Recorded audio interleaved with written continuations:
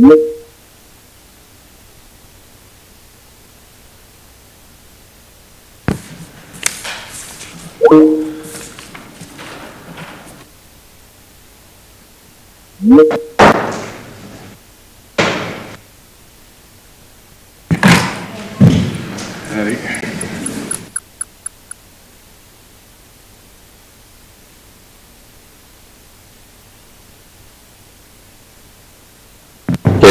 can see you, but I can't hear anyone. Good afternoon.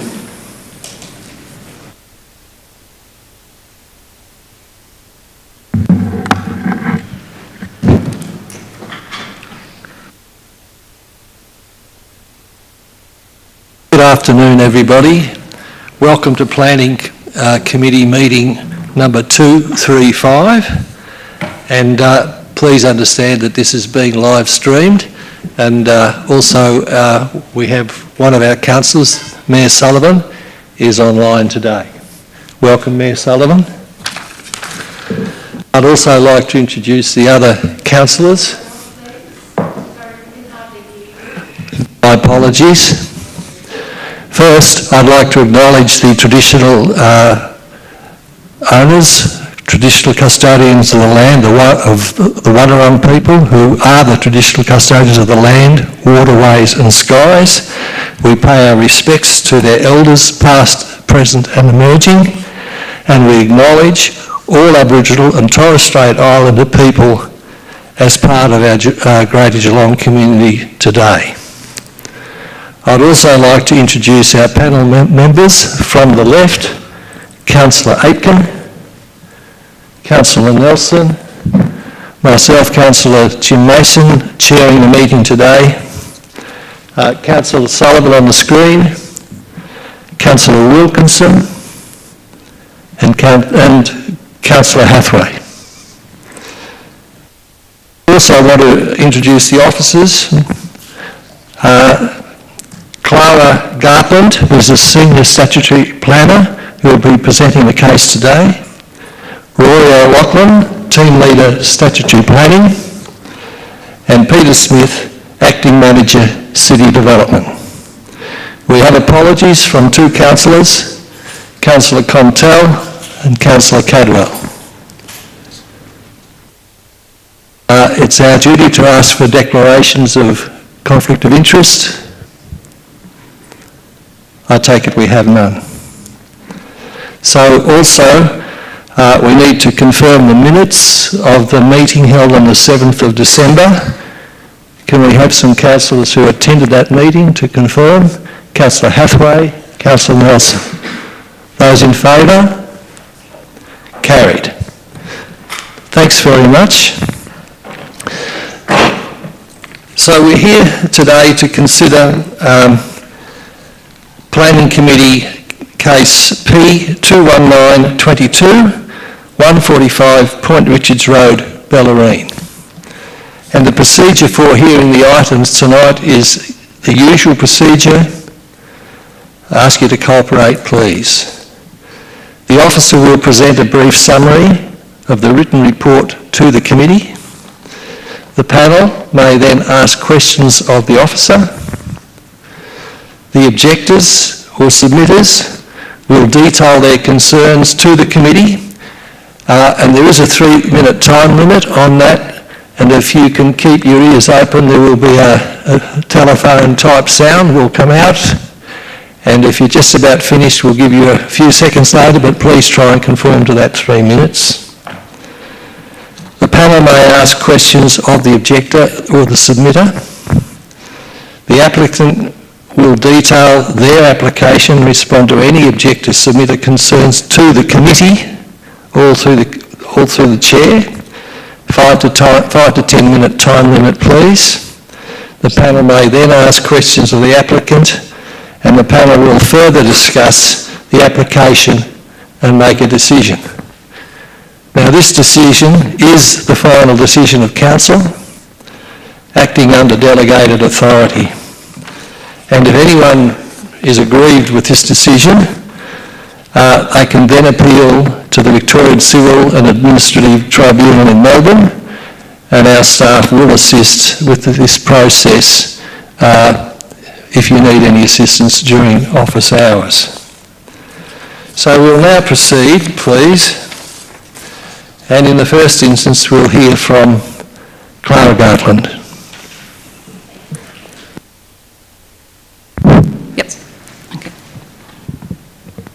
The subject site is located to the northwest of the intersection of Port Arlington Road and Point Richards Road, and to the west of the township of Port Arlington.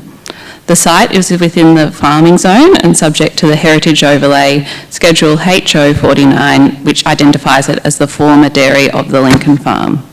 The Public Acquisition Overlay Schedule 3 covers 25 metres from the boundary with Port Arlington Road. The significant Landscape Overlay Schedule 14, as it is located along the coastal hinterland between Clifton Springs and Port Arlington. Port Arlington Road is in the Transport Road Zone 2.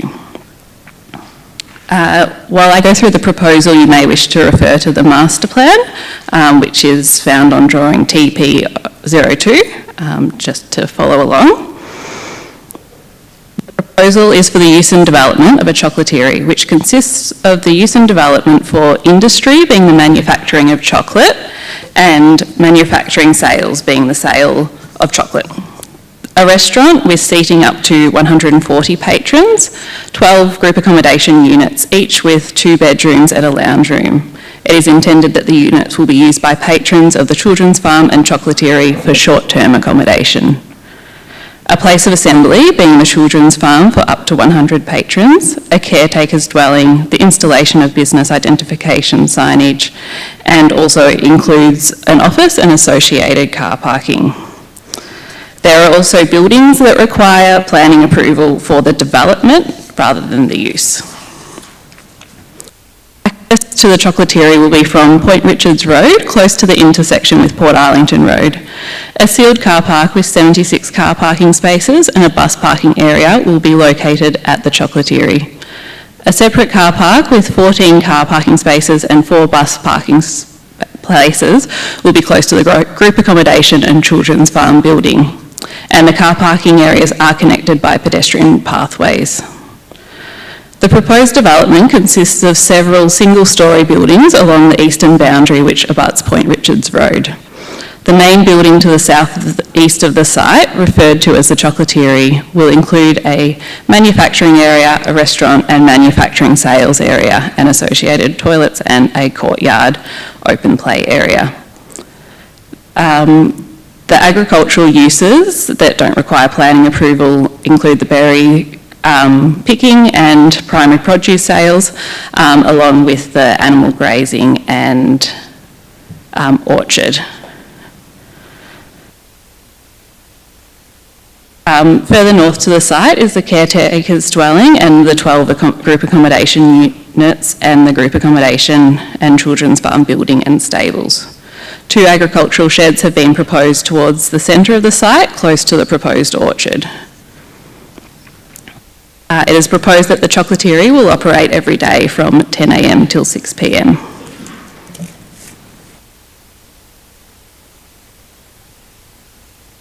Application underwent public notice with letters to adjoining properties and signs on site. As a result, 67 objections and 59 letters of support were received. A consultation meeting was held with council officers, the applicant and submitters to the application. Following the consultation meeting, the applicant submitted updated plans which were provided to submitters. However, no objections were withdrawn. Objections to the proposal largely related to residential amenity impacts, traffic concerns, heritage, environmental impacts and the non-agricultural use occurring in the farming zone and inconsistency with the distinctive area and landscapes. Statement of planning policy for the BELLARINE Peninsula. Submissions of support largely related to the economic and tourism benefits and the environmental initiatives that were included in the proposal. Application was referred to relevant internal and external departments, including the CCMA, Barwon Water and the CFA, who were supportive subject to conditions. The city's internal units, engineering, environmental environmentally sustainable design, urban design and tourism have provided support to the application, some with conditions. Heritage and Environmental Health requested further information which was considered appropriate to be included as required under conditions of any planning permit that was issued. The city's environment team were not supportive of the application, however they have provided conditions for a permit if one is granted. The environmental unit's concerns relate to the potential impacts on the growling grass frog, particularly the habitat on Point Richards Road Flora and Fauna Reserve. However, we do consider that this has appropriately been considered by the permit applicant. The application was accompanied by a suitably qualified ecology assessment which found that there was no suitable habitat on site for the growling grass frog and provided details of the commitment of the planning permit applicant to create a habitat along the waterway in accordance with the DELP growling grass frog habitat design guidelines. Furthermore, our engineering and the CECMA have provided conditions in relation to stormwater management, ensuring that it is able to be undertaken to best practice.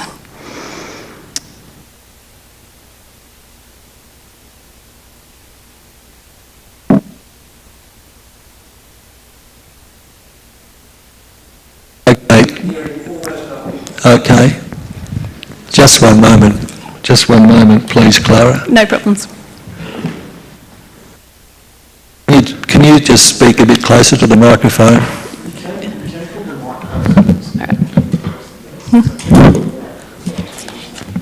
Okay.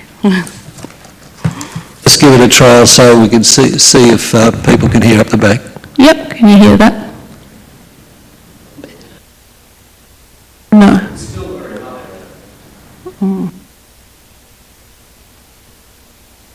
Can't hear, I think we've got some problems. If you can't hear, come forward a bit, please. Can you come forward?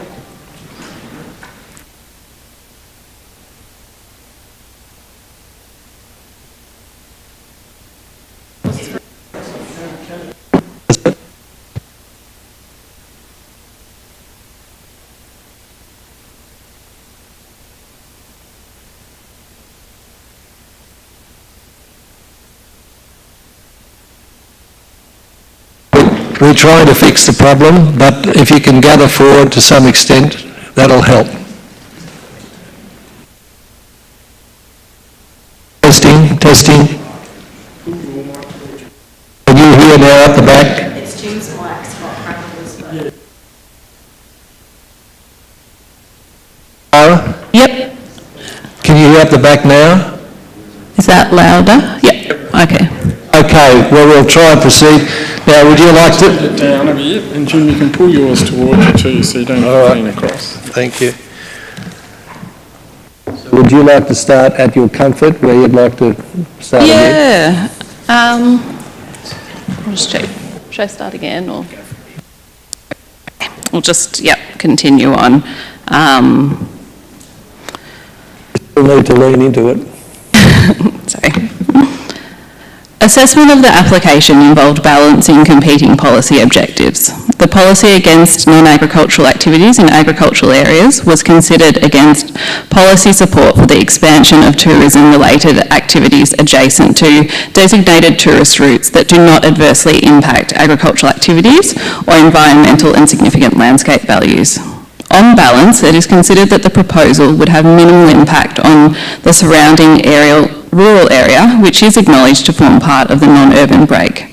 It is also noted that the proposal is respectful to the Port Arlington Road interface, with works well set back from the frontage of with approximately 121 metres.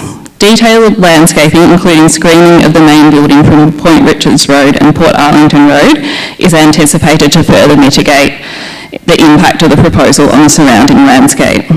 As detailed in the officer report, it is considered that the proposal is consistent with the objectives and strategies as found in the distinctive areas and landscape statement of planning policy for the Bellarine Peninsula. The proposal is supported by objectives and many of the strategies as outlined in the report. The The proposed buildings are built into the slope and will be designed to be visually recessive to blend into the surrounds and reduce their impact on the landscape. Local policy encourages tourist uses fronting major tourist routes, much of which is agricultural land. As have been addressed, the agricultural potential of the land is relatively low due to landscape policy, proximity to the dwellings and the waterway dividing the site. Further, the proposal includes a connection to the agricultural use of the land with berry picking, animal grazing and an orchard. Given the minimal productive agricultural land loss and the net economic and tourism benefit gained from the proposal on a recognised tourist route, the loss of agricultural land is considered acceptable. In terms of the increased traffic volume, while it is acknowledged that there will be an increase in between the site entrance and the intersection with Port Arlington Road, it is considered that this can be safely and efficiently accommodated on the sealed road. The Department of Planning and Transport and Council's Engineering Unit have supported the application. Any proposed adverse amenity impacts to nearby residents are considered against the characteristics of the proposal and the mitigation measures included in the proposal and enforceable by the conditions included in the officer recommendation. The proposed use of land for a chocolaterie is limited to daylight hours, and the use of the land for group accommodation will be managed with a caretaker to be on site to manage any potential impacts. The proposal includes substantial setbacks and landscaping, which will further reduce any adverse impacts from the proposal. Application has been assessed against the relevant planning policies relating to agriculture, environment, amenity, economic development, tourism and significant landscapes. It is recommended that the application is supported, subject to conditions contained within the officer report. Thank you, Clara. Thank you. Thank you. Councillors, any questions? Councillor Hathaway? Thanks, Clara. Sorry, this is really awkward. I don't have my back to you. I'm just curious about the view of Council's environment team that they objected, but then there was an ecology report done finding there was no habitat. But but is our environment unit still not fully supportive? Yeah, that's right. So their concerns mainly relate to the Point Richards Flora and Fauna Reserve, but it is our view that that has been considered in the assessment of the application, and there's a lot of strategies to prevent any impact on there. So there's the stormwater management plan that's enforceable that was provided by our engineering team and the CCMA that to create best practice, and also there's no habitat on the site at the moment, and the proposal includes a rehabilitation plan of that existing waterway, which will be in accordance with the DELPS guidelines for growling grass frogs habitats.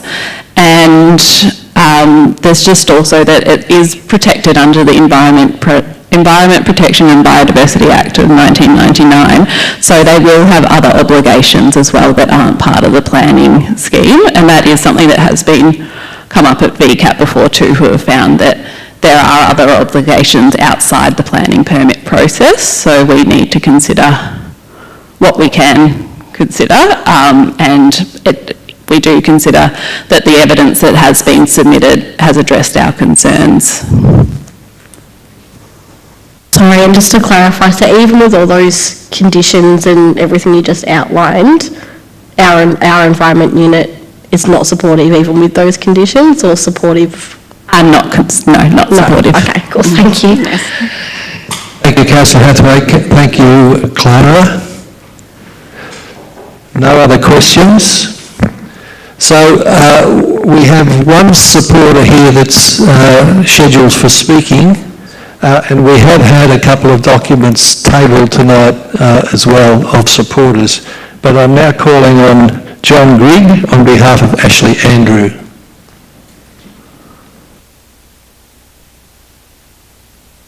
Yeah? Okay. That's the letter of support. Say again. That submission we just asked for But what the protocol is that we will hear any scheduled expressions of support. If that person's not here, we will move on. So we're moving on now. It's just that, that person's not here, but we do represent.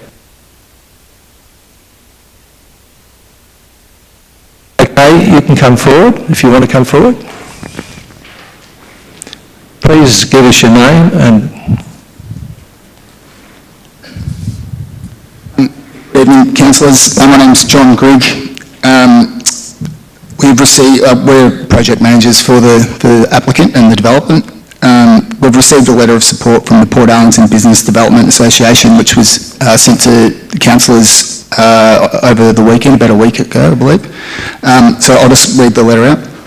Dear councillors, on behalf of the Port Arlington Business Development Association, in response to the planning application for the Chocolaterie, we ask that our elected representatives, the councillors, support this application at your next meeting, Thursday the 14th of December 2023. We're a large association with the community with 200 members, predominantly business owners who are active in Port Arlington, and there's overwhelming support for this project, not only within the business community, but in the entire community. The proposal offers many benefits for the region, whilst addressing many of Council's key strategies and will. Delivering an initial $56 million of economic output and support 177 jobs during construction, provide a further $8.66 million per annum to the economy and 32 jobs during operation phase. These are significant benefits to the local and wider economy and must be considered by councillors as extreme value to your constituents. We have met with the proponents on numerous occasions and are excited by their vision for the site, which we'll understand will include traineeships, apprenticeships and local employment, links to local organisations and not-for-profits within the community, promotion of education programs, provide a different tourism offering which caters to families, continued use of the land for agriculture. The direct links to the ferry will provide a complementary strategic asset with accommodation on site that is much needed in Port Arlington and on the BELLARINE. In terms of town planning, local context and design, we believe the proposal is well located with its close proximity to Port Arlington and on the edge of town, with a sympathetic architectural and landscape design. The development scheme is well measured and provides a low intensity response to the site that is considered and balanced. The Port Arlington Business Development Association also believes the proposal meets the objectives of the distinctive area landscape, which encourages appropriately scaled and strategically located tourism accommodation and activities in rural areas. This proposal strikes the right balance of meeting these objectives and sustaining the economy and preserving landscape and character. We believe that the application should strongly be supported by Council for the benefit of Port Arlington, the wider BELLARINE and the City of Greater Geelong. Actually, Andrew.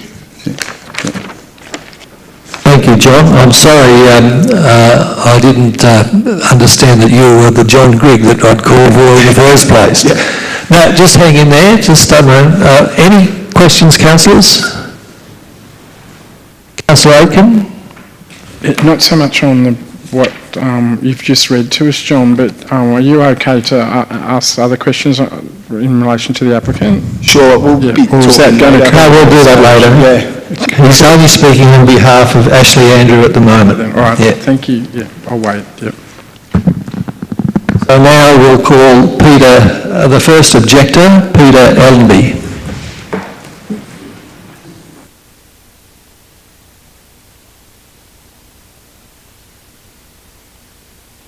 Thank you, Peter. You have 3 minutes. Thank you for the opportunity to speak. Can everybody hear me okay? Yeah, my name is Peter Ellenby. I'm a local resident of Port Arlington. I'm active in the local areas, the Vice Commodore of Indebted Head Yacht Club. We run the Rectory Swim. Councillor Mason's been a participant in the past, and the Sail BELLARINE Regatta, Councillor Sullivan's has presented medals previously, and I'm also a new member of the PCA committee. I'd like to talk about vision. And now in February, the applicant in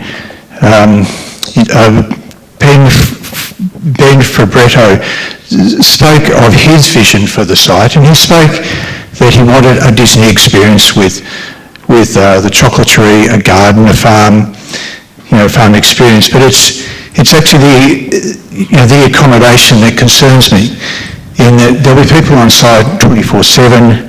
There'll be movement, there'll be noise. It isn't a 10 to 6 operation, it's actually a 24/7 operation. And we also introduced with accommodation the potential for creep and for more and more accommodation. Now, Mr. Fabretto is a member of the Fabretto family who own Trevor Homes, which is a large construction company. Now, the vision, that's that word again, the vision of Trevor Homes is to be a leader in the multi-unit development industry with major projects in Geelong West and 300 lots in Highton. So you've got the vision of Mr. Fabretto and you've got the vision of Trevor Homes. And my concern is, what's to stop this site becoming a predominantly accommodation site? And you might say, well, that might not happen, but I'd call on the example of 711 Port Orange around Leopold, where we've got the lifestyle development. Now that land is zone rural, but we have approximately 200 homes in there, and there's a long journey at that property, but I suggest this is an example of the failings of COG planning, and it illustrates we can't rely on the agreements and the compliance to achieve the reasonable outcome. We also have the vision of the DAL. Now, page 17 of the Statement of Planning Policy, that talks about all sorts of visions, but if you have a look at the landscape, and I quote, the vistas across Peripheral Bay to the Yangs and beyond are protected and accessible to residents and visitors. Now, this proposal, to my mind, will compromise the Yangs view. If we talk about settlements in the DAL, and I quote, the prized coastal areas and rural hinterlands that surround the support settlements are predominantly permanently protected. Now, this proposal would compromise those as well. Peter, you'll have to finish up soon. Okay. So to grasp and hold a vision as expressed in the DAL, that's the very essence of successful leadership. Let's hold the line, keep the vision of the DAL and say no to this proposal. Thank you. Thank you, Peter. Councillors, any question? Thank you, Peter. Mr. Chair. Thank you. Mayor Sullivan has a question. You come back, please, Peter. Not Peter, just for yourself, Mr. Chair, really. I have the greatest respect for Peter Allenby and what he said before us. However, I will note that whilst the applicant might have employment with Trevor Homes, we can't take the history of a separate developed company into account when making the decision based on the application before us. Our commitment is very strict on what we can and cannot consider, and we must consider the application by the nurturing company for this development itself, not what a wider separate company may be doing elsewhere in the municipality. Thank you, Mayor Sullivan. Now I'll call Jennifer Banto, and I believe you have someone to support you. Could you come forward? And you have between you 3 minutes. Yet, has it, Mr. Chairman? Sorry. We haven't started yet. When you sit down, relax, we can start the time. Thank you, Mrs. Banter. Thank you for accepting Mr. Tim Bell, who is associated with the Port Arlington Mill, a National Trust property built of the same stone as the cheese cellar. The National Trust is not opposed to the application in general. We are opposed to the loss of the only remaining heritage element of the former Rosedale Lincoln Dairy Farm. Robert Inpen, a famous local artist, has drawings of the cheese cellar, so we know all about the details of its structure. I'm going to be, thanks. It would be easily reconstructed using those sources. At the consultative meeting held some months back now, I did have a conversation with the owner, who was there with his 2 young children, about considering the possibility of, where he has 6 stables, having one of those stables built above the cellar to create a museum cum educational centre for all the families, including children, to learn about the history of the dairy industry on the BELLARINE and have information about this famous property. The cellar is very special, and Tim's going to tell you something about that. Right, so just to reiterate, we don't object to the proposal as such, but we do object to the partial demolition and infill to the original dairy, which is described within their planning documents. The dairy structure is special and has an air cavity, a bit like a moat around it for cooling purposes. The only other one is in Tasmania. And in 1862, the farm produced cheddar and salted butter, and it was kept cool, and it was exported to England to the degree that the English were horrified and called it imitation cheddar, because they were worried that it wasn't coming from England. It is not bluestone as listed in the planning documents. It's iron ore Portarlington stone, which is unique to the cellar and the Portarlington mill. And there are no other structures known using that stone, and it should be preserved and restored and make an absolutely marvellous historical information centre, which would protect the notion of one of the earliest properties used for agricultural purposes in Victoria. Thank you very much. Demolition of the cellar, and that exists half above the ground and half below the ground, is not proper conservation as defined in the Borough Charter. It can be rebuilt in leaving the existing stone in situ. So the question to the applicant is, has the consideration of keeping the cellar and building above it, putting the other details as shown in Robert Ingpen's drawings, over and having a stable over the top, having this over where one of the stables is now. Thank you, Mrs. Banto. Now, councillors, do we have any questions? Thank you very much. I'll now call Jennifer Knox.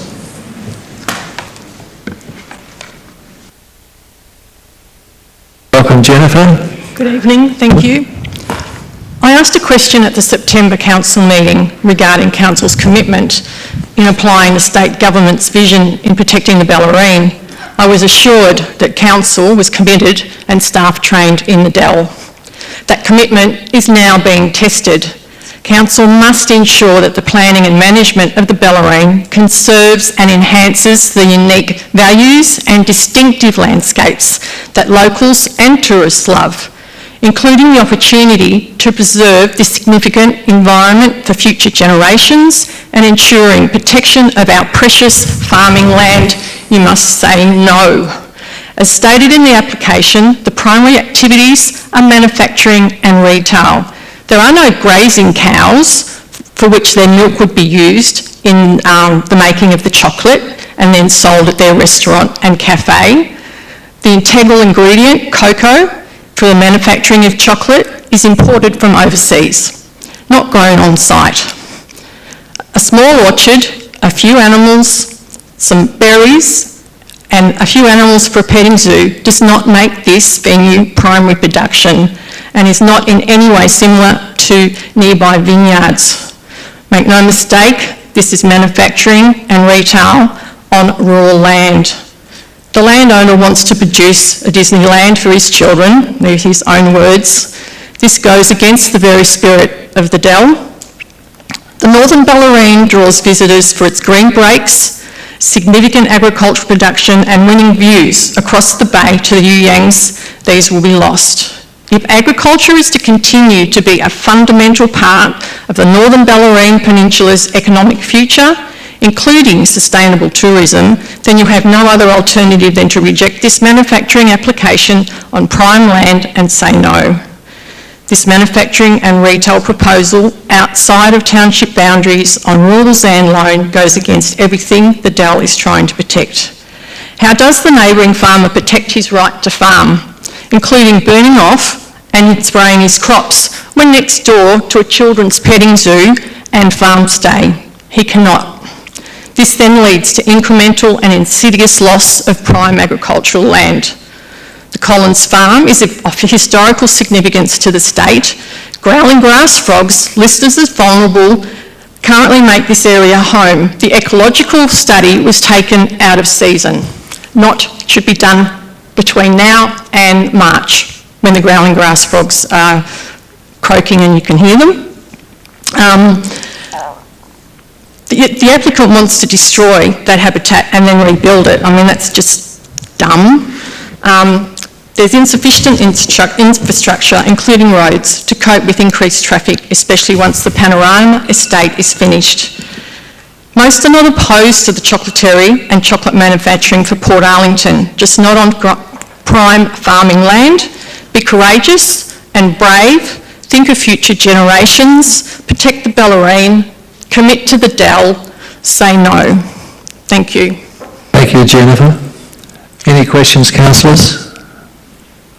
Just has the state government made any submission? No, it was referred to DELP and DECA when they've changed, but they haven't provided a response. Councillor Aitken.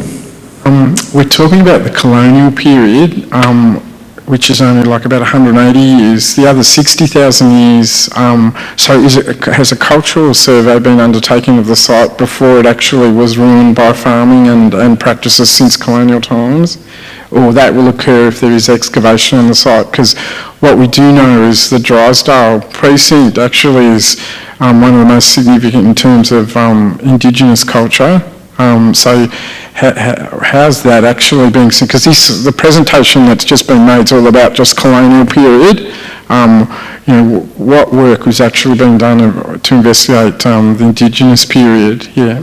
The applicant may have other information that they have looked into under the Aboriginal Heritage Act. If anything ever was found when they were undertaking any construction, then they would have to cease work immediately and notify the First Peoples as part of the state government. That certainly has occurred a lot in Drysdale, as we know, with the Drysdale bypass and other things as well too, where there was over 70,000 artefacts actually driven out. So I suppose I was just trying to find a bit of balance, because there's a lot of concentration about colonial time, but we actually learn a lot more about our Indigenous periods as well too. Yeah. Yeah, absolutely. Thank you. Thank you, Jennifer. I'll call Malcolm Fisher.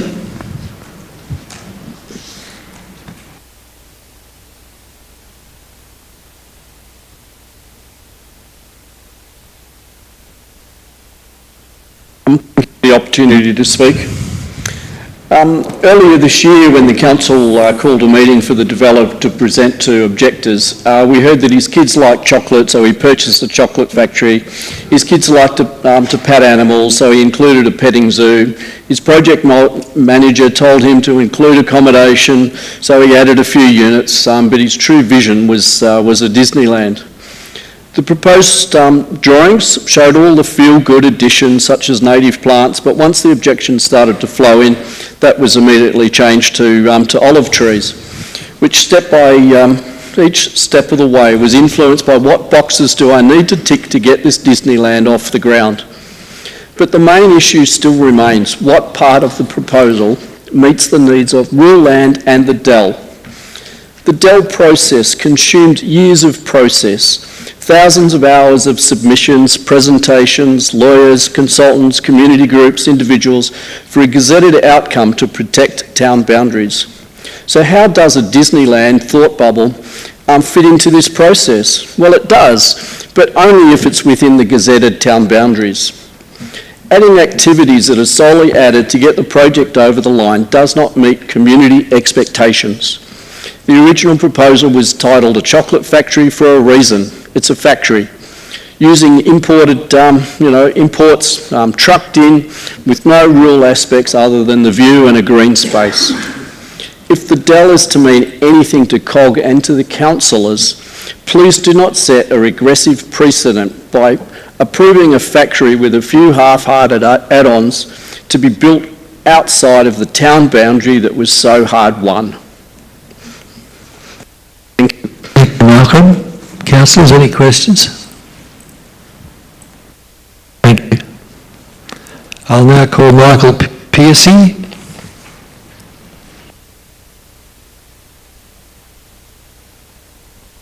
Here.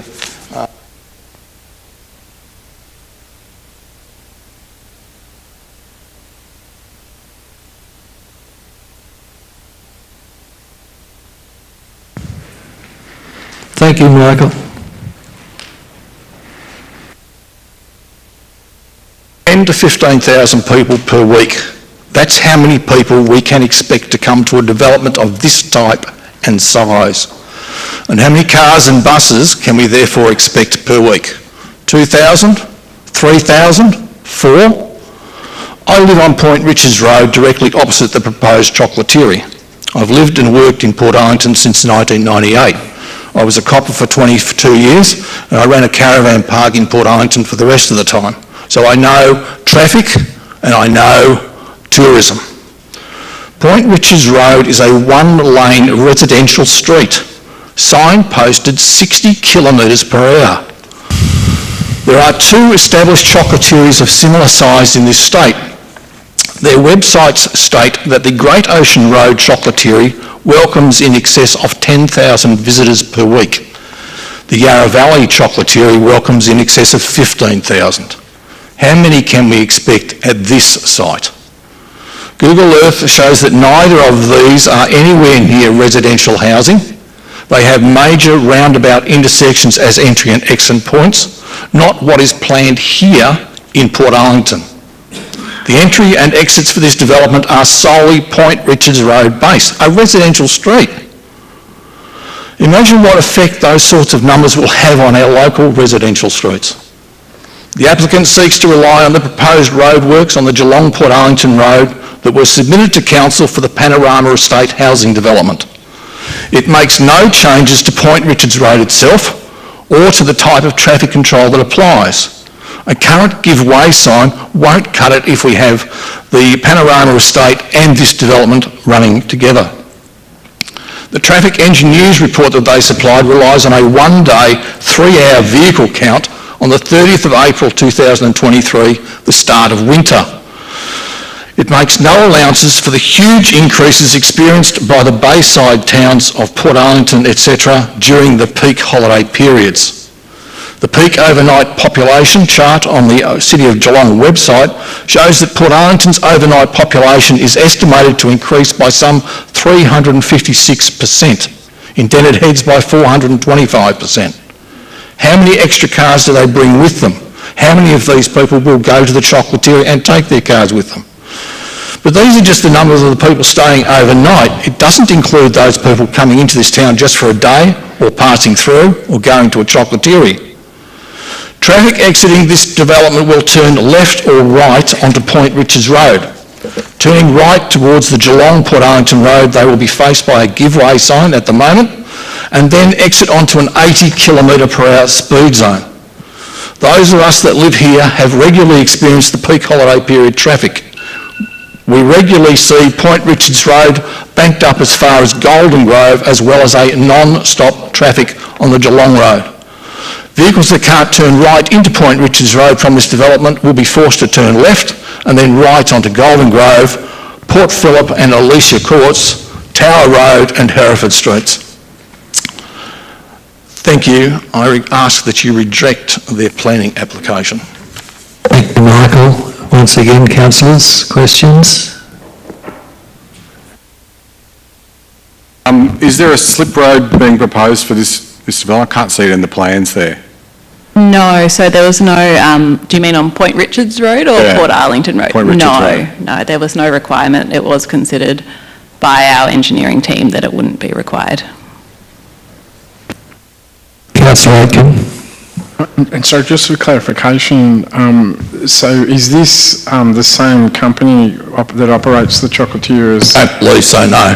Okay, that's No. okay, because you presented that, a different company, yeah, but... That's right, and they are virtually identical. Thank you, Michael. And now we have David and Lorraine Hughes. Are you going to present together?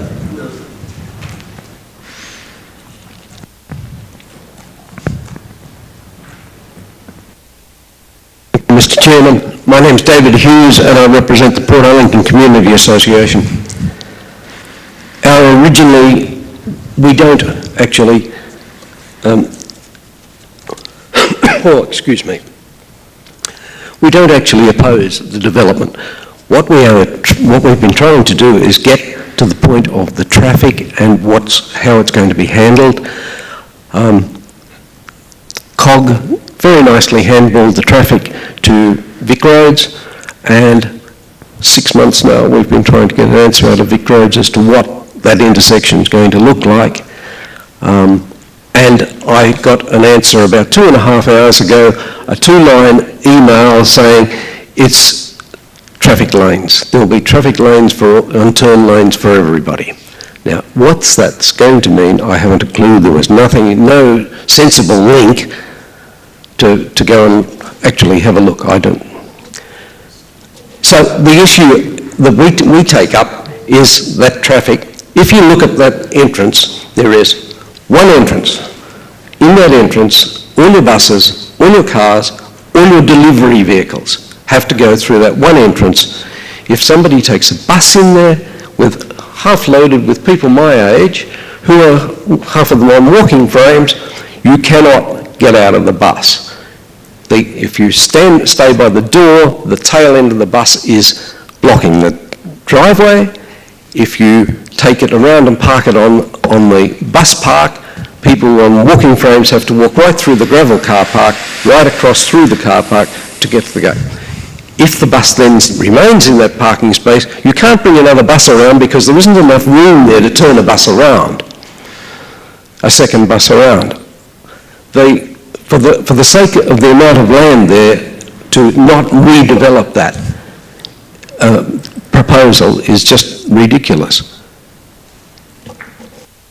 The intersection itself, of course, is now going to have 5 roads running into it, all of which are going to be carrying more traffic, with the possible exception of Green Hills, will be carrying more traffic than it's been carrying before, and it will be a lot of residential type traffic, not farm type traffic that's used to having to keep to the side of the road to let people through. That's basically our concern. We believe that the proposal, in terms of a business proposal, in terms of an attraction to Port Arlington, is acceptable. It's on the edge of being acceptable as a farming proposal, but still in all, it will keep the place open.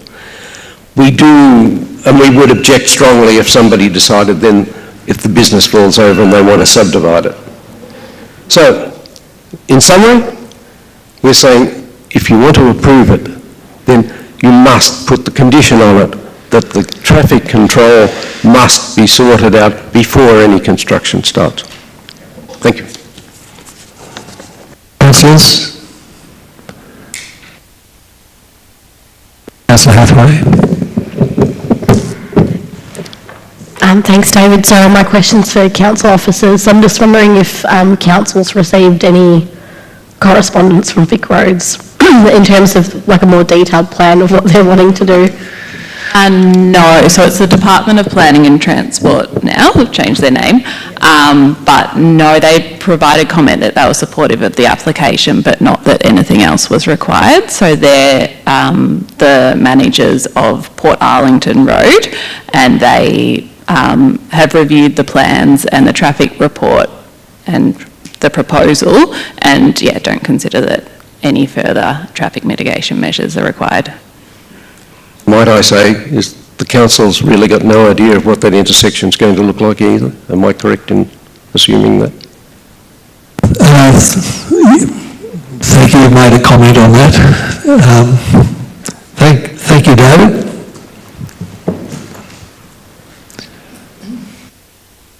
Noel and Carol Freeman.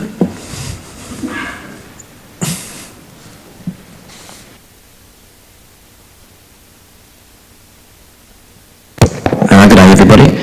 I'm a resident on Point Richards Road, and I'd like to come back to a precedent 12 months ago where a council had a planning committee reject a permit application for a restaurant and children's farm development near Barwon Heads, approximately 2k out of the town boundary.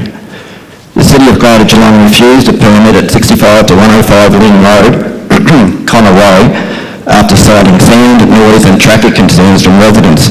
Mind you, this is 2k out of town. Environmental risks and clashes with nearby landscapes and farming uses. Point Richards Road services the boat ramp, the mini railway, the yacht club, the caravan park, and has a large amount of tourist traffic. Proponents had applied to develop a tourist attraction that would have included a restaurant, function centre, children's farm and garden, and a bed and breakfast at the opposite 13th Beach golf links, which is the nearest neighbour. The proposal was at the end of Lynn's Road, near the, I can't say this properly, but Mergimukhoot Lagoon, just north of 13th Beach. We have the Point Richards Flora and Fauna Reserve at the bottom of Point Richards Road. I had to cut this back for the 3 minutes end. Councillors sided with community members that overwhelmingly spoke against the proposal. No direct impact to residents compared to Point Richards Road, I added. Councillors heard from community group representatives that claimed the function centre would create an enforcement nightmare for the city due to the project's proposed conditions.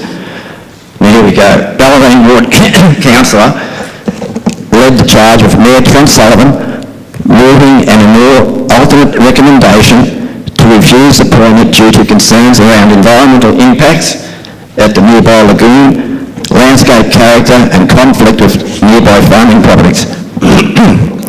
Councillor Jim Mason referenced the recent completed Bellarine distinctive area and landscape DEL processing voting against the plan, indicating the council needed to have a hardline approach to environmentally sensitive developments. That's what DAL has been all about in the first place, to draw a line and say no more. Anyone that takes on a project from now needs to know that we're serious about protecting our landscape and rural areas. These are increasingly important problems we have to face up to them. Who was this one? Councillor Asher said that she saw it was incompatible with Barwon Heads and the rural aspect of Lynn's Road. And then she goes on to say Barwon Heads is probably the leader and the pace setter for the need to keep its town-shape unique appeal. And I see that as Port Arlen's exactly the same. The chocolate factory is a good idea, just not in that location. And I'm sure the developer was aware the land was zoned farming when he purchased it. And we would hope you will hold true to your word to protect the Bellarine from these developments as you did with Lynn's Road. This development is far more invasive than Lynn's Road. That's about it. Thank you. Thank you, Noel. Just a moment. Any questions, councillors? Thank you, Noel. I'll now call Raymond Grant.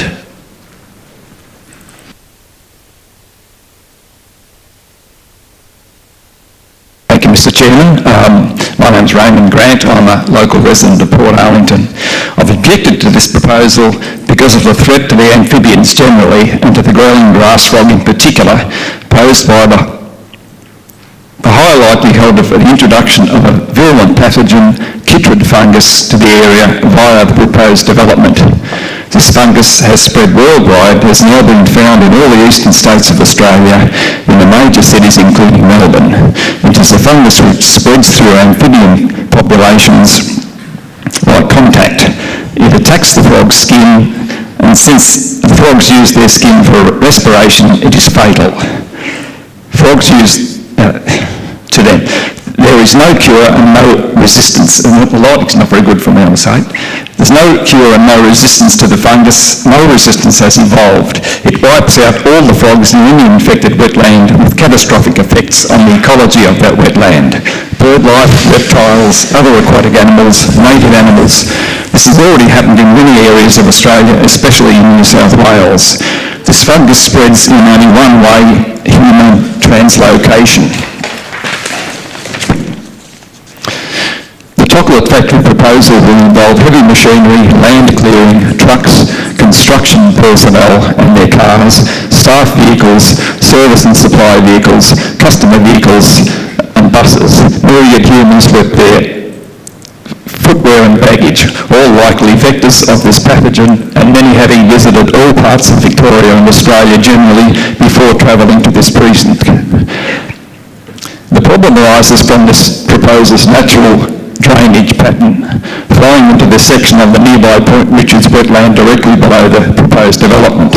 This section of the wetland is joined to the main wetland complex in the Point Richards Flora and Fauna Reserve. Currently a thriving ecosystem, but now threatened by the introduction of this pathogen through fungus-contaminated runoff from the development. Sorry, I can't read my own writing very well. There are a number of federal and state acts in place mandating the active protection of ecosystems such as the Point Richards wetland and active protection of threatened and endangered species such as the growling grass frog. But this development proposes to address this central issue only as a matter to be looked at after the proposal is approved, that is only as a low priority afterthought. This is the most dismissive attitude, and this application should be rejected on this basis alone. Note that the Port Arlington Structural Plan of 2016, page 48, sections 3.1.1, denotes the Point Richards wetland as an important area of flora and fauna significance containing vulnerable populations of the growling grass frog, classified as endangered in Victoria. We have to adhere to the spirit of this plan. In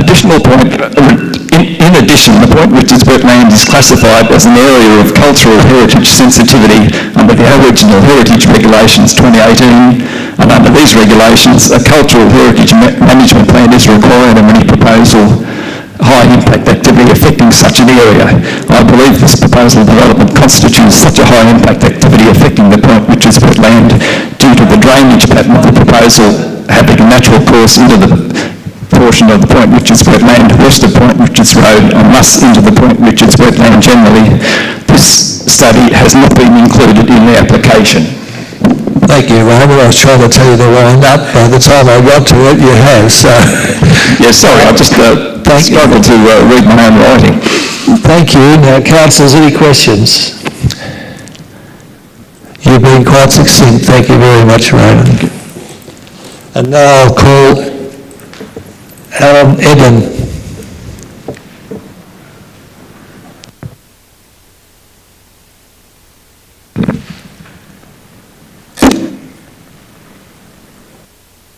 No paperwork or anything, because I've been there 22 years, Point Richards Road, and we've seen a lot go on. We've seen massive... You've got the same problem as me. Alan, can you speak closer to the microphone? Oh, okay, thank you. I have been there 22 years and I've seen a lot of activities going on. I've seen the traffic increase enormously. When we used to, first we went there, we'd get one or two traffic and the traffic going to the ramp. But now that's increased, the sour club's increased, and I do believe that there's better places to build a chocolate factory, and that be on industrial land where it should be built. I'm not opposed to agricultural land, anything being done agriculturally. I come from a farming background. My father was a dairy farmer, and so I know what goes on. But yes, that's all. I think most of the residents there are not objected to the agricultural side of it, but they're objected to the chocolate factory, yeah. And the main thing is the traffic increase.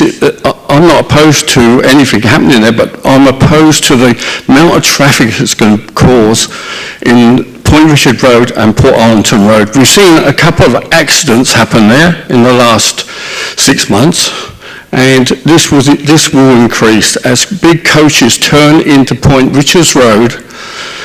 This will increase, and it will not allow us to pull out safely onto Port Arlington Road. So, yeah, that's my most concerns of the people who live around me.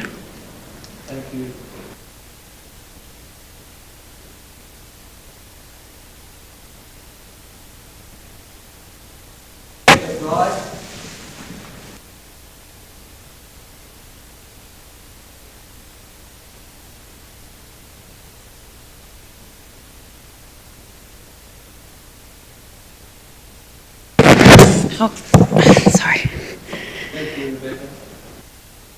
Firstly, I'd like to say thank you, Firstly, I'd like to say thank you, pay my respects to traditional owners, past, present and emerging, of the land we stand on, the Wadawurrung people, and acknowledge that sovereignty was never ceded. I'd like to thank the City of Greater Geelong and our elected councillors for allowing this democratic platform for all to engage in local government. Rosedale, aka Lincoln's Farm, is a pioneering farm that can be officially dated back to 1839, only 4 years after John Batman landed at Indented Head, when W.H. and Smythe first surveyed the area and produced a map in which had the name Byington printed on the land from Point Richards to near Hat Rock, Aboriginal birthing cave, and down to the shoreline. Byington refers to Mr. Henry Bainton, a prominent butcher and beef producer from the then Van Diemen's Land, now known as Tasmania. Mr. Bainton named the property West Ham and built a jetty at the end of what we now know as Stewart Grove. After establishing the cattle run at the Indented Head, what Port Arlington was formerly known back then, he then went on to establish the famed Negretta cattle run and homestead at Wannon near Hamilton. Mr. Bainton's beef production seemed to be quite successful and fed the initial stages of Melbourne town. And we have trove articles linking him to cattle imports landing at Point Henry from Tasmania. Sadly, Mr. Bainton was encumbered with numerous legal issues and was insolvent by 1845. In 1849, prominent businessman and magistrate Justice Joseph Burkett bought the remaining property that encompassed to the area that is now Harding Street to the shoreline. Mr. Joseph Burkett, a wheat farmer, was integral in forming the original committee that built the Port Arlington Mill. We actually have maps with where the Port Arlington Mill is. We've got Burkett. Excuse me, there's no photography allowed in here. Can you stop that, please? That built the Port Arlington Mill, which was originally used to grind the wheat to make flour to ship to feed the then beginnings of the new Melbourne town.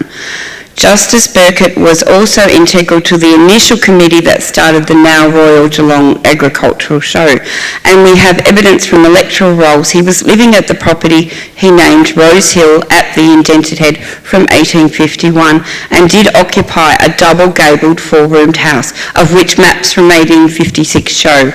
Unfortunately, wheat rust swept through the area in 1860 and the property was put on the market again. In 1861, the property was then acquired by Mr. Edwin Collins, a dairy man and cheesemaker who produced the very first cheddar cheese on mainland Australia. The Van Diemen's Land Company was the first one in Australia, but they kept it to the colony. So Mr. Collins, that little cheese cellar that stands there, the cheese that every child eats at school every single day in Australia, started at that little cheese cellar that still stands. It's quite a remarkable thing. Mr. Collins was so successful at this, his cheddar cheese and salted butter was exported back to England, a 6 weeks journey in those days, and because of the iron ore refrigeration made from the Port Arlington stove, it allowed that cellar is of national significance and importance. And that is why I ask councillors to please reject this application, because infilling and partial demolition is a desecration of Australia. Thank you, Rebecca. Thank you. Just a moment. Questions, councillors? Thank you, Rebecca. Thank you. So that finishes objectors. I'm sorry, you haven't been scheduled to speak.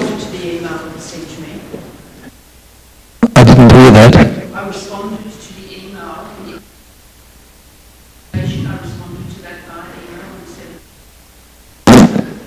What's your name? Do we have any record of this, officers? I received. Are you an objector? I have, yes. Okay, come forward. If this doesn't finish, then we have to leave, which means you can't vote on it.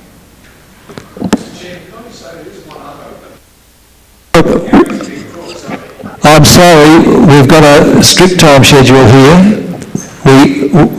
We'll hear this one because there seems to be an administrative mix-up, but we must continue. What is the future of Port Arlington? What is the future of the people who live here? What is the future of this community? A community rich in diversity where people from all walks of life and socio-economic backgrounds come together to enrich each other's lives. Where people who love the hustle and bustle of a thriving, historic seaside town choose to live in town. And those who want to enjoy the bird life, wake to bird song, go to sleep to the sounds of the growling grass frog, and just enjoy the quiet serenity, choose to live on the outskirts of town. We're all locals, whether we've been here since birth or came to visit, fell in love with Port Arlington's uniqueness and decided to stay. Port Arlington has so far escaped the overdevelopment of towns like Torquay, where development went mad, partially because the land was much cheaper than across the bay, and the very essence of the town was destroyed forever. Torquay became a mini-city that just happens to be near the sea. Is this what we want for Port Arlington? Is a way of life enough to be protected, important enough to be protected? Some developments improve the community and provide important infrastructure. Many developments are simply for self-interest and greed. The cost to the community is often disregarded, or at the very least minimised and downplayed. This proposed development comes at enormous cost to the current community and future generations by destroying farmland that can never be replaced. Once gone, it is gone forever. If the development had great importance to the community and no other appropriate location, then one would have to weigh up the benefits to the huge cost of this irreversible loss of farming land. However, a factory that processes chocolate that could be located anywhere hardly comes under that category. We all know the madness of the Celtic Festival. It's a delight to host it here, but the traffic consequences are enormous. Many locals avoid the town at these times because of the chaos, but they're happy to accommodate the festival because of the economic benefits to the town as a whole. The Celtic Festival attracts around 5,000 people to the area each day. If the chocolate factory looks to replicate here similar businesses that occur at other chocolate factories, then we would be expecting the chaos of the Celtic Festival every weekend. However, the traffic won't just be on the main road to town, but diverted to side streets where it will have catastrophic impact on all those who live there. Instead of a car going past every few minutes, there will be hundreds of cars and buses an hour entering the factory. The proposed development will, by sheer weight of numbers and cars and buses, delivery trucks, people and the associated noise, severely affect that way of life. Whilst there will be some economic benefit to the town, most of the benefits will be going straight into the pockets of the developer. This is just plain madness. Would you consider this appropriate in your street? Would you risk the lives of children who live there? No longer would they be able to ride their bikes in the area, just a few seconds, because of the danger of cars and buses. You have the opportunity to stand up to the greed and self-interest of developers, to protect Port Arlington as a historic seaside village. Just 2 lines. To protect its surrounding farmland and the way of life of the people who live here. You have the choice. please, please, please choose wisely. Thank you. Can you tell me your name again, please? Bronwyn Davis. Thank you, Bronwyn. Questions, councillors? Thank you, Bronwyn. Thank you. So now we'll move into... Something, John? Yeah. Just a minute, please. Can you take a seat? Officer, do you have a... Peter, do you have something to say? No, I was just going to say that we've checked the list and Bronwyn and no one else is on the list that is registered to speak. There might have been a mix-up with the communication somehow, but as the chair, you can run the meeting as you see fit, Councillor Mason. Thank you. Thank you. So now we're moving on. Please take a seat. We're moving on with the scheduled program.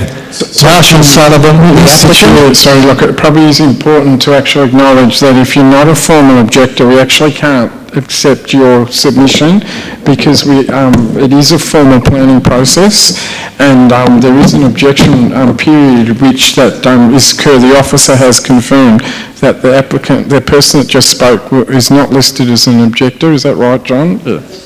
No, I think they are an objector. It's just that they needed to register to speak tonight. Right, okay. And we don't have any record of that. All right, so we have to move on now and we're moving on to Marshall Sullivan, the applicant. Thank you, Mayor and Councillors. Marshall Sullivan is my name on the town plan.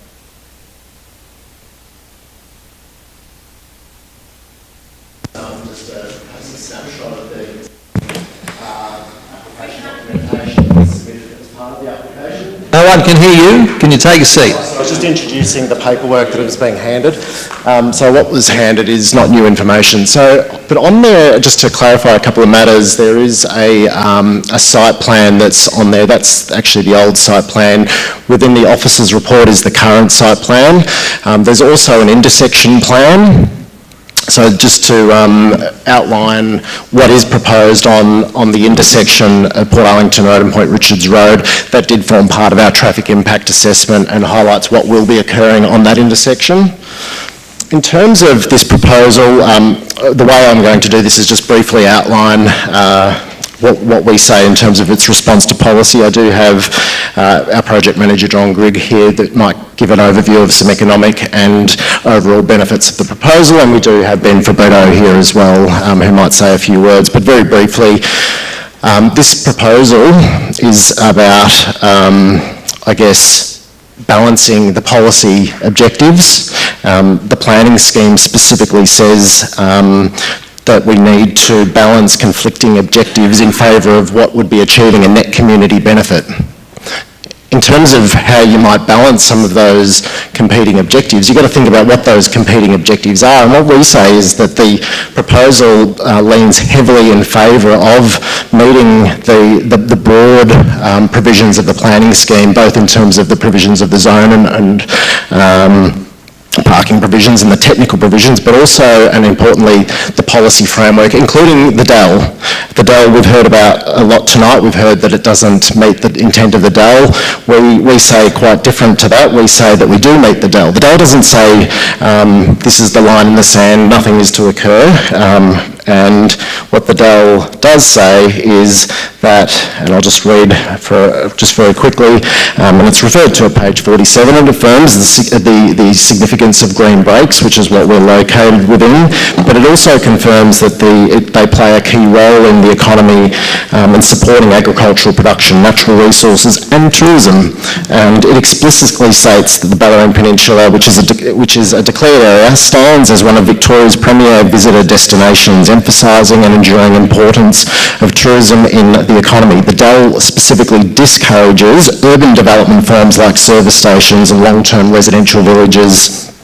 Instead, it specifically encourages appropriately scaled and strategically located tourism accommodation activities in rural areas.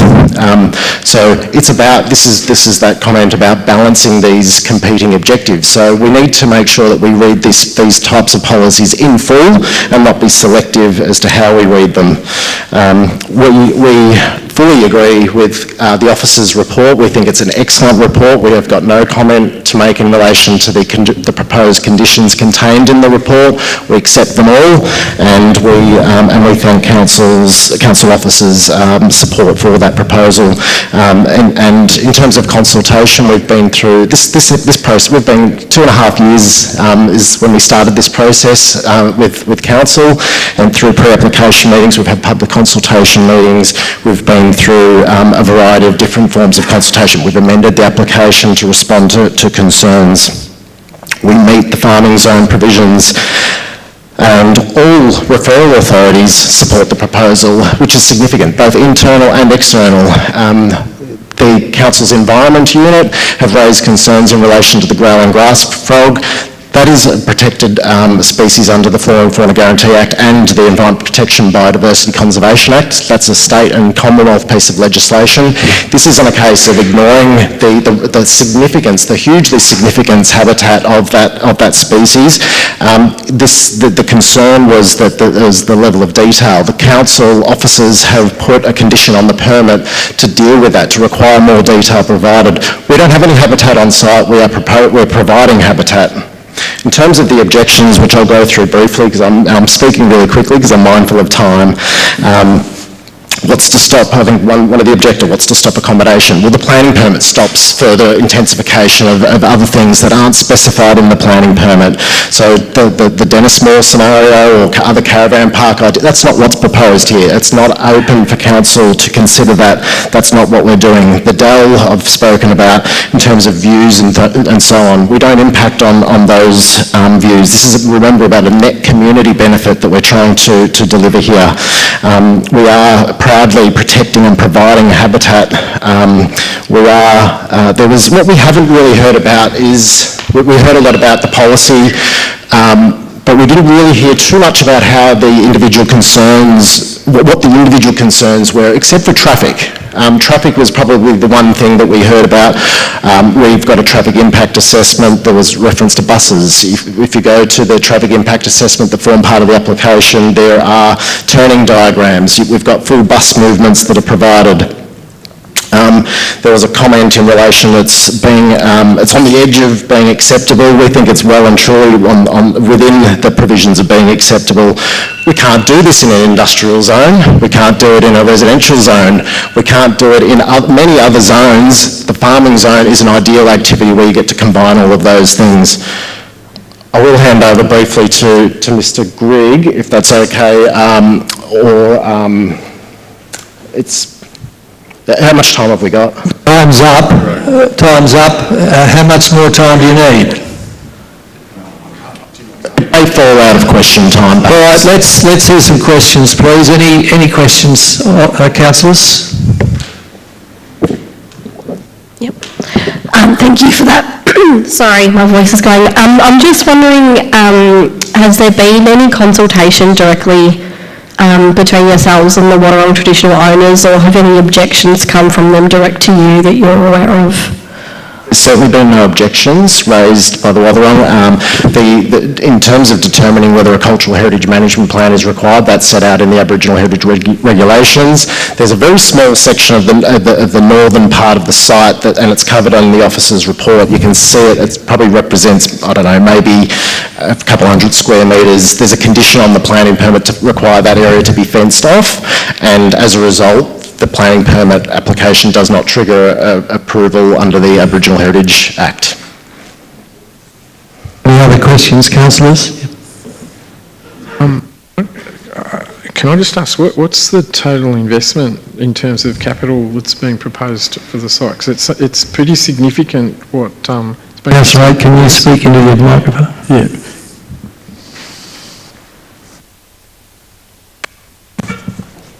Okay, so we've got, there's the delivery of an initial investment of $56 million of economic output and the support of 117 jobs. You can't put a value on that as such, but that is obviously significant in terms of construction, and there's a provision of a further $8.66 million per annum to the economy and 32 jobs during operation.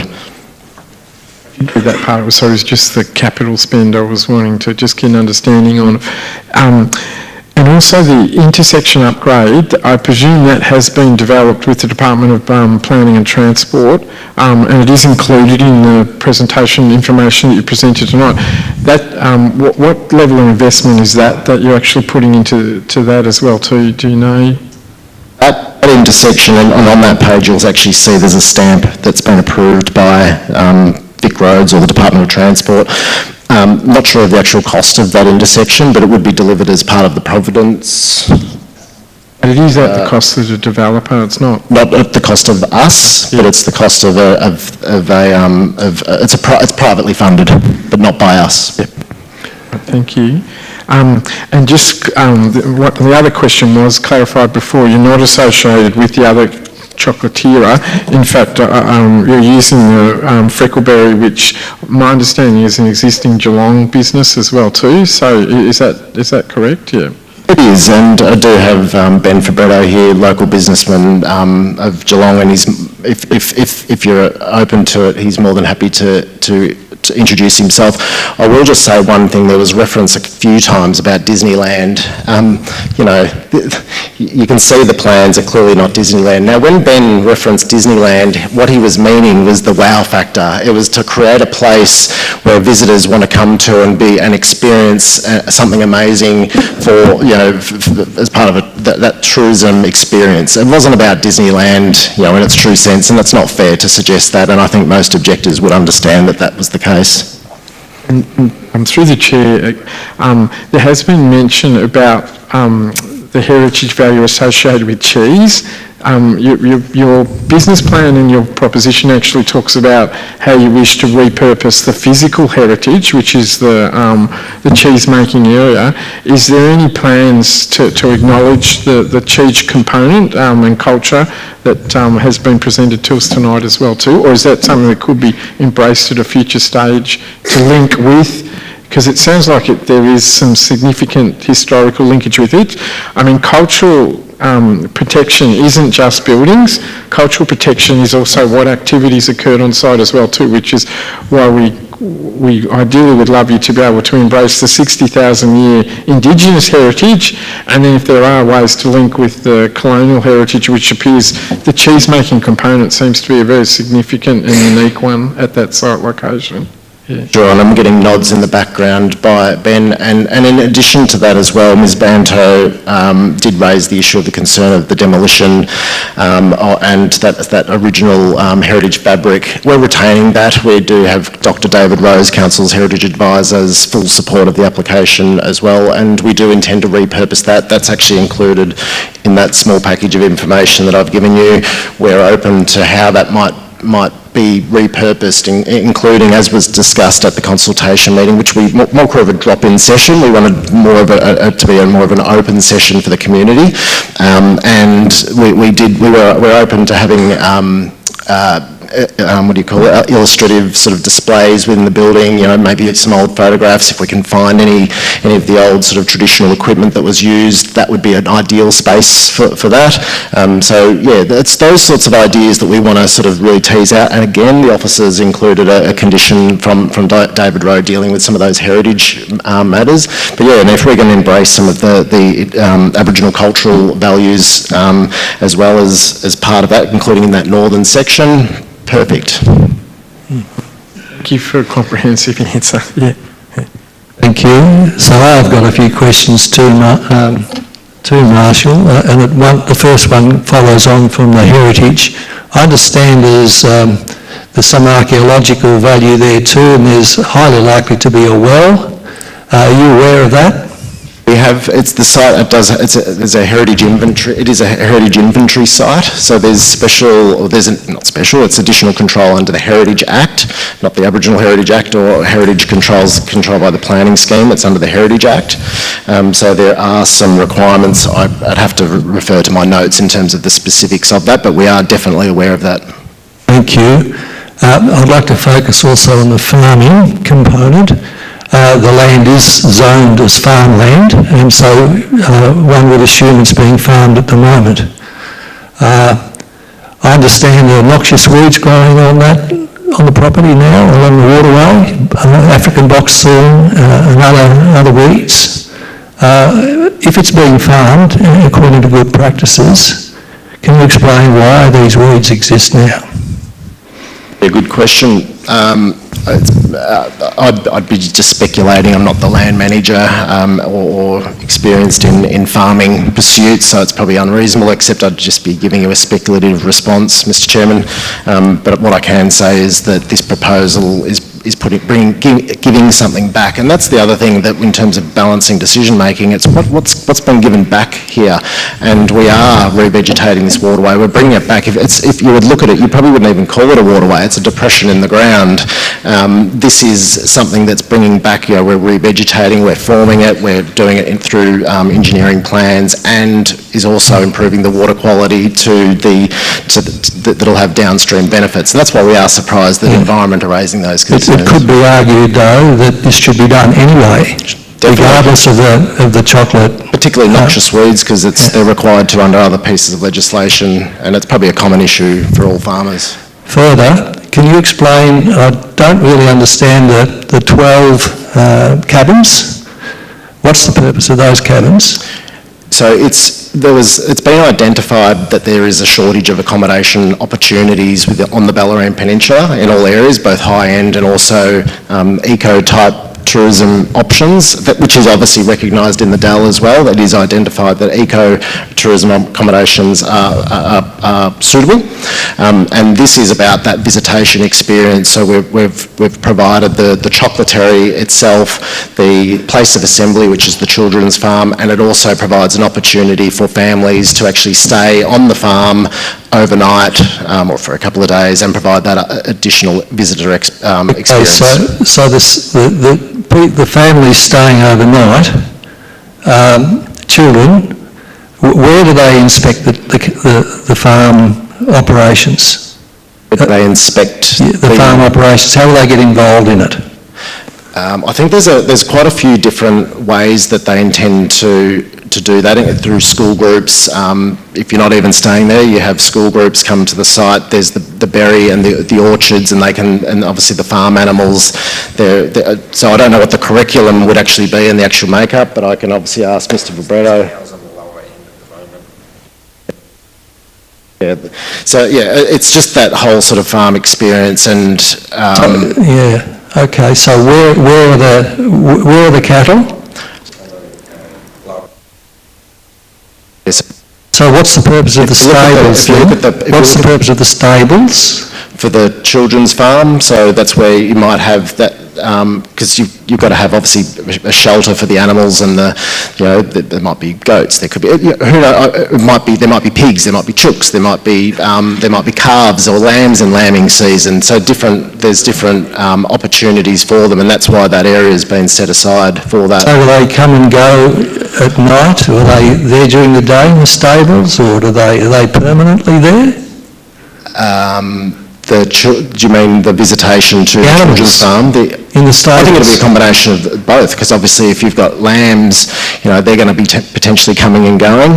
You might have perhaps more resident animals that might perhaps live there permanently, because we're not shying away from the fact that we've referred to this as a children's farm, but we have got an agricultural component as well, which represents over 50% of the site, with the orchard and the grazing component as well. That's on the western side of the waterway. So this is about a whole visitation experience. It's hard to sort of refer to just the accommodation and distinguishing that between the children's farm and then the berry.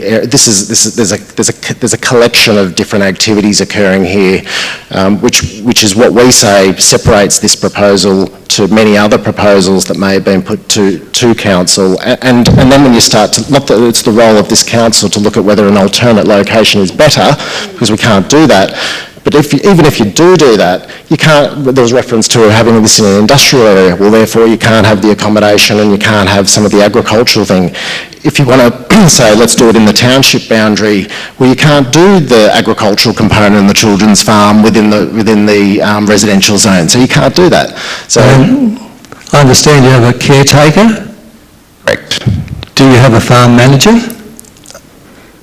Well, the caretaker, so a caretaker's residence is a provision, is a activity that's defined in the planning scheme, and it is someone that is responsible for the care and management of the land or the activity that's occurring. That's the limitation. You can't just have someone in there and that wants to live there that's not a manager of the activity that's occurring.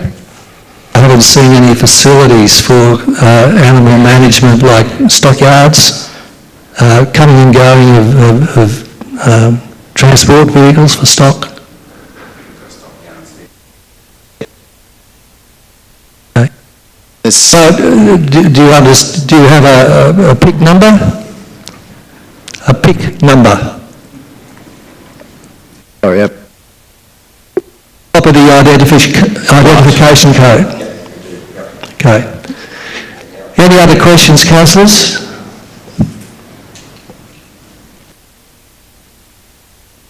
Thank you very much. Thank you. And apologies for speaking so quickly.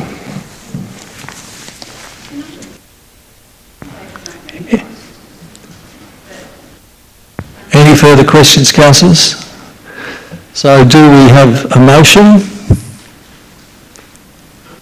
Through the chair, I'd actually like to move the officer's recommendation, which is that the responsible planning authority actually does make a decision to grant a permit for this application, subject to the clauses that are actually listed. Do we have a seconder? We have a seconder. Now, do we have an alternative motion? So can I speak to the motion before You can speak to the motion, seek yeah. an alternative? Yeah. Go on, speak. Making planning decisions is always difficult. I've actually sat here tonight and listened to people who have objections to it. I did read the original application and also read the officer's report as well too, which is quite extensive. A lot of people actually said it's a very good idea. And they've questioned the location of it. I think the difficulty is that there's not many locations where you could actually build it, and so in fact we have to look at then what are the core objections to that site location. One of them was very much about traffic. Now traffic can be managed. And in fact, that has been presented in the documents, and also the expert in this case is the Department of Planning and Transport, which is a state government department, and clearly they actually, it's their road, so it's actually managed by the state government, and they've made a clear recommendation to council that traffic can be managed and it is acceptable for that size road that's been undertaken as well too. So the major objection about traffic actually has been responded to in a professional manner, and also by independent parties as well too. Other concerns were about the heritage, and I think listening to the developer tonight and also reading their application, we actually probably have got a developer that's probably a bit more sympathetic than a lot of the developers that we have come before us at the City of Greater Geelong. I think they are genuinely interested to reflect the history of the site during colonial period and pre-colonial period as well too, and that is, we should be supporting that as a council group when we do have developers that are prepared to actually do that.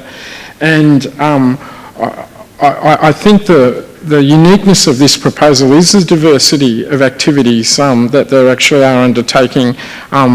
BELLARINE is, certainly Port Arlington is loved by so many people because of the vista across to the bay, and I suspect that's part of the attraction by creating the cabins as well too, that it will continue to utilise that vista and the farmland vista that exists around that particular area.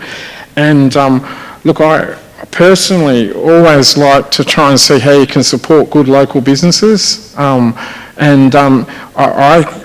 certainly my personal interactions as a Geelong person with Freckleberry, I think they are a very good business in Geelong, and I think certainly what they're proposing here is a significant investment and will actually enhance the area. I know local residents are concerned, but I think their concerns have been addressed, and that's actually why I'm prepared to support the recommendation tonight and encourage my other councillors to consider it as well too. If if the objections weren't addressed, I think we did have a basis to be able to reject this application, but the objections have been strongly responded to in terms of the officer's recommendation and detailed clauses and report that's been presented to us, and I'm encouraged by what the developer has actually said before us tonight as well too. Yeah. Councillor Nelson. Thank you, Mr Chair. Nothing from me. I think Councillor Aitken has summed it up pretty well. Thank you. Councillors, Councillor Wilkinson. Sorry, I just need a microphone. Oh, there we go, sharing microphones. Thank you very much. I do hear that there has been certainly a lot of the objections addressed. I suppose there is just one very clear objection that cannot be addressed. So I would be I'd be proposing the alternative recommendation and would actually speak against that, given that this project, and the consultation, and I note that that's been extensive, but it does not sufficiently consider the vision of the BELLARINE distinctive areas and landscapes and the statement and planning policy. It doesn't conform to the objectives and strategies of the BELLARINE statement of planning policy, environment and biodiversity, the landscapes, environmental risks and resilience. I do note that the environmental team has still objected to this proposal, and I don't think it satisfactorily demonstrates address the impact that it will have on flora and fauna of the site and the surrounding sites. And while there is a discussion around the heritage and the heritage overlay and meeting those guidelines, I suppose that would be incumbent on the developer to meet that, but that it's still, at this stage, is not, it doesn't really acceptably address that heritage overlay either. Do we have a second?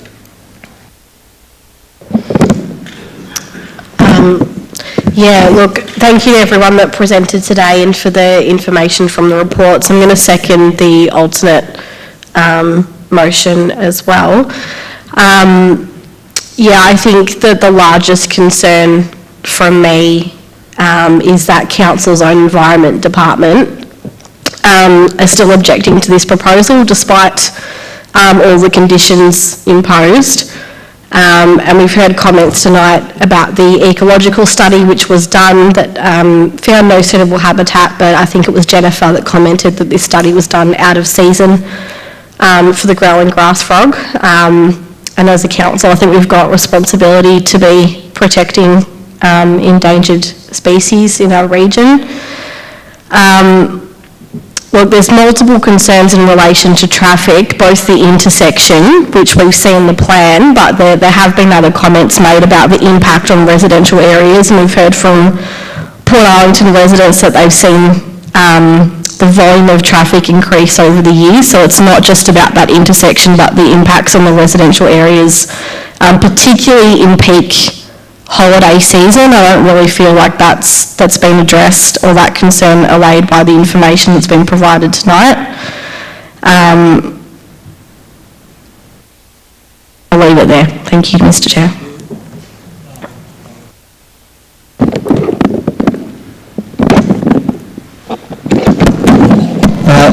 Thank you. I'll also speak in favour of the alternative motion. Mr Chair, if I may, what motion do we have on the table right now? Because Deputy Mayor Aitken moved a motion, now there's a second one floating around. The process we're following is we've heard that the motion has had a mover and a seconder, but now we're considering the alternative motion in the first instance. That's the way we'll do it. Mr Chair, in terms of governance, the Chair should actually be giving Councillor Wilkinson advice. She should be foreshadowing an alternative if the original is lost. You can't actually move in an alternative when there actually is a motion lost. So in fact, what you should be saying to Councillor Wilkinson is that if the motion that's currently before us is lost, you're foreshadowing an alternative. I'll take your advice. I'll take your advice. So in the first instance, we'll put the motion that counts. Do you want to speak any further? You've spoken. You've had your time speaking. Look, to close. I actually. Oh, did you want to speak, sorry, Trent wishes to speak. Mr. Chair, if I may. Go ahead, Councillor Sale. Thank you. So we're still speaking on the first motion, which has been moved and is currently being tabled. This is certainly a difficult one. It's been around for a while now and has been subject to heavy community consultation and input. It's been the talk of the town for quite a while. And I'd like to thank everybody who's been involved in this, all the community members who have come forth with either objection or support of it, and the applicants as well for the work that they've done in meeting with objectives throughout this process.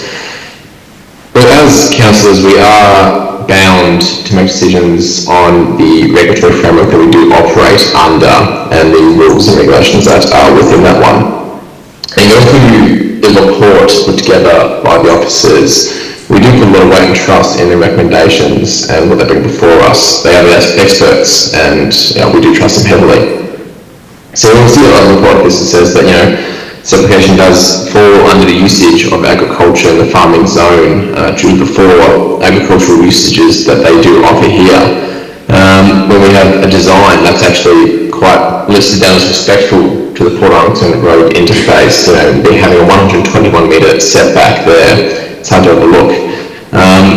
When we look at mitigating landscaping, that's reasonable thing as well. And when we have people talk about improving design, things that may be in breach of the DAO but actually aren't listed as it, to have a single-storey building that blends down into a slope, that's an incredible good outcome. And this design, I think, is actually quite of a high standard. We are a city region that is a UNESCO designated city of design. And I think this applies those measures quite well. Visually recessive comes in and actually doesn't affect the views from the road that will be looking at the water. They'll be looking across the bay to the U-Yanks.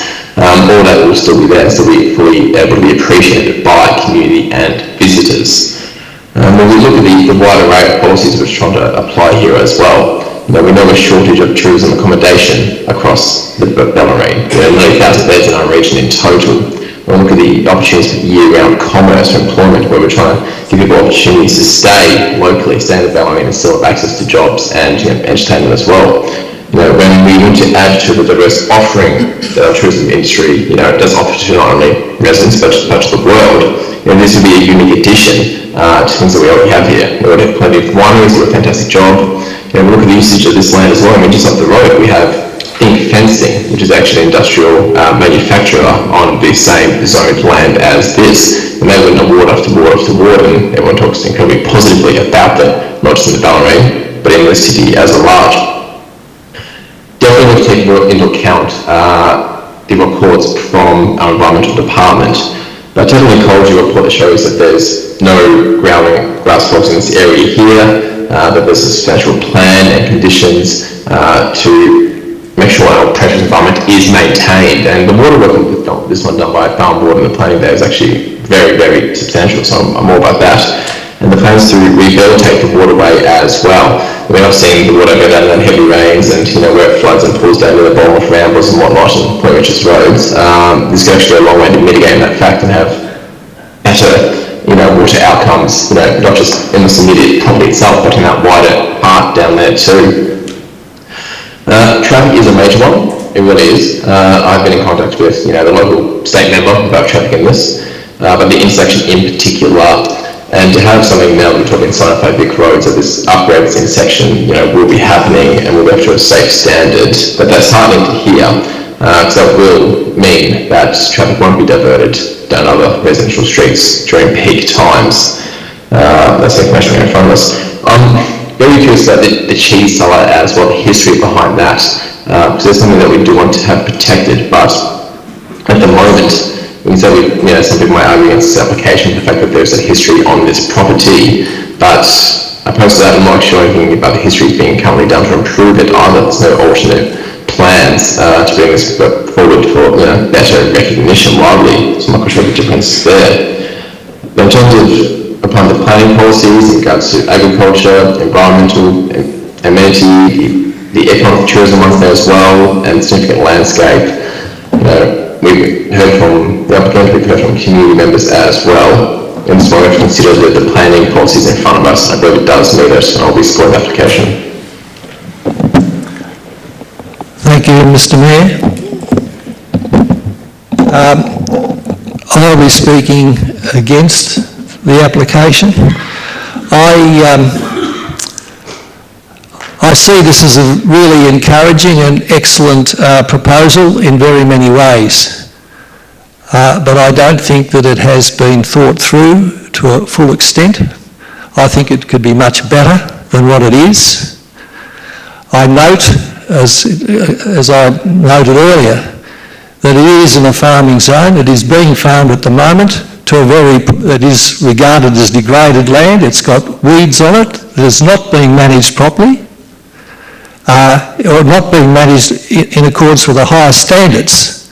Now, during this last year, we've had the DAL and the SPP have been proclaimed and gazetted. And it is the law of the land now that we need to observe higher standards. And part of one of the elements of the higher standards is good farming practice. Nothing today has been mentioned about good farming practice. There's been no education of children.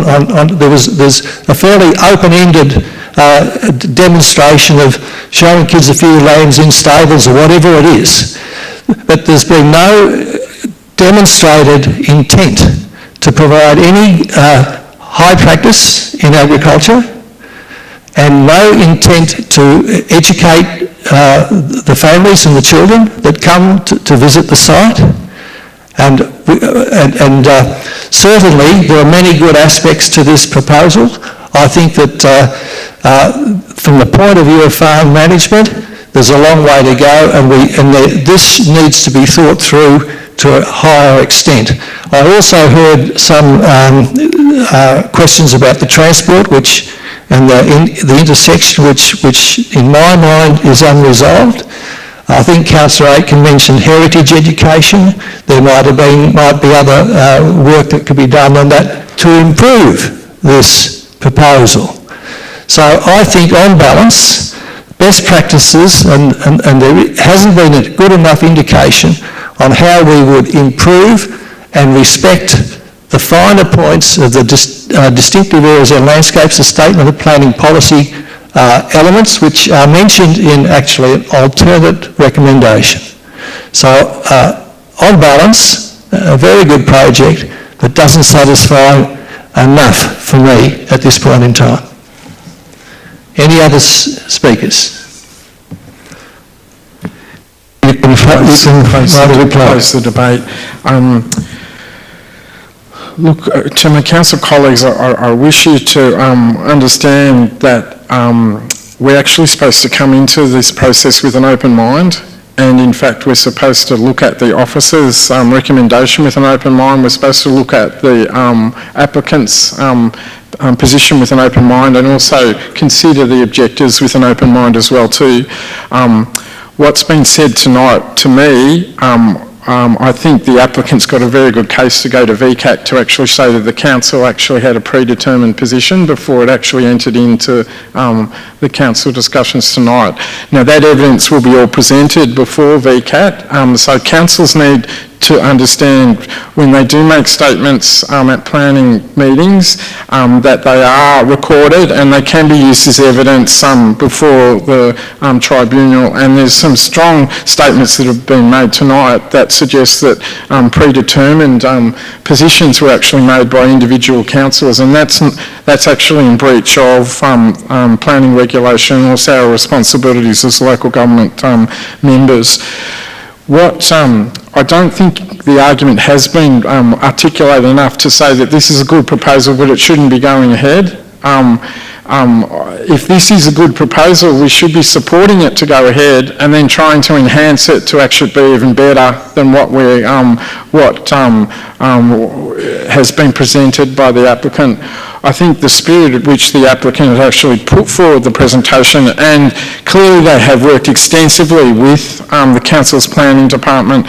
The report is actually extensive, what has been written by the officers and our planning department. It has not been a tick and flick process. If you actually look at the clauses that have been put in terms of the proposed planning permit, they're actually quite unique to this proposal. They're actually not clauses that have actually put onto other planning permits. They're actually unique to this application with an attempt to try to address that.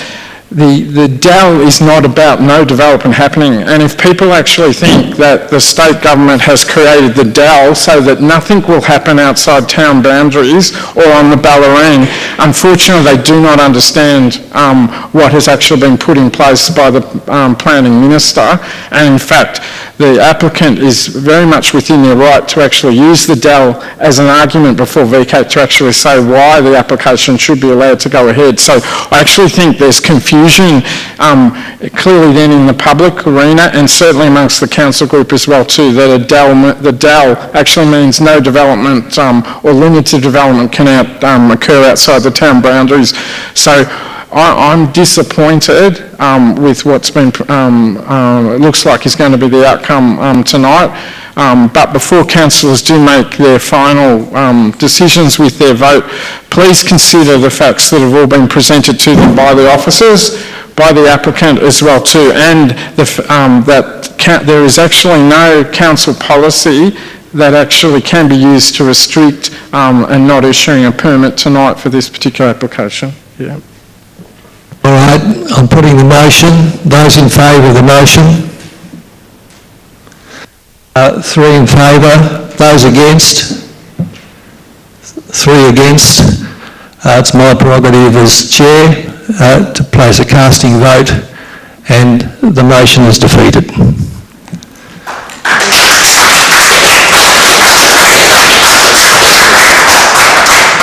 I'll now put an alternative motion.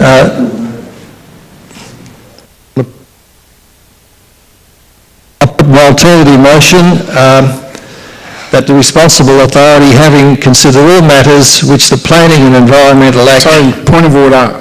It was foreshadowed by Councillor Wilkinson, so Councillor Wilkinson has to move the alternative, not the chair. Yeah.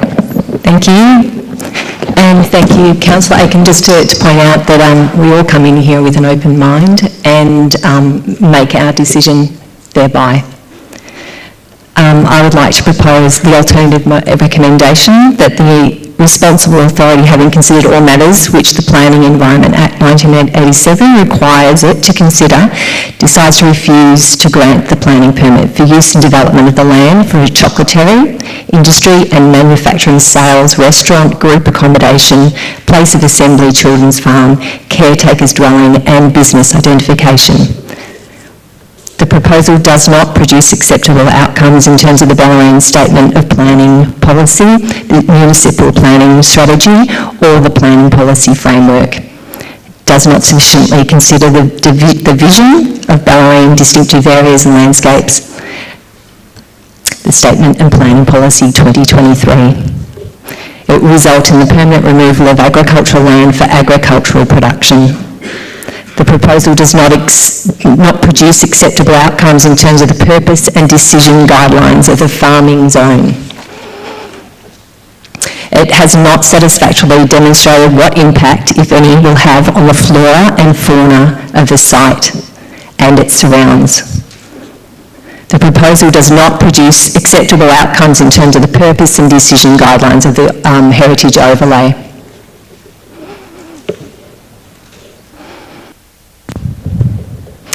The proposal does not produce acceptable outcomes in terms of the decision guidelines of clause 65.01, the approval of an applicational plan.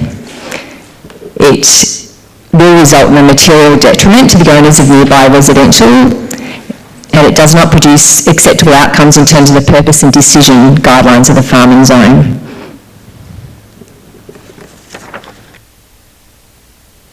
seconder? Do you want to speak to it? Yeah, nothing further to add, Mr Chair, thank you. At the second at the moment. Now, we have a seconder. Thank you, Councillor Hathaway. Do you want to speak to it, Councillor Wilkinson? Is that enough? Thank you. Okay. Councillor Hathaway, do you want to speak? I'll add to it. Okay, we'll finish. I'll add to it very quickly.